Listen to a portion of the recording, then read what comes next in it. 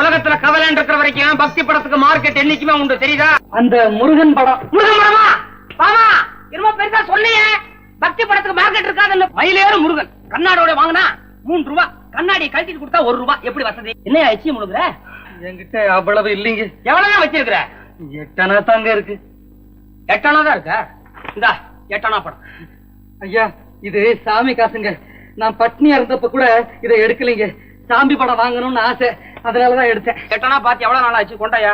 ஐயா, காணாம போன விலாசம் கிடைச்சு போச்சுங்க. இந்தாங்க, இதை கொஞ்சம் படிச்சு சொல்லுங்க ஐயா.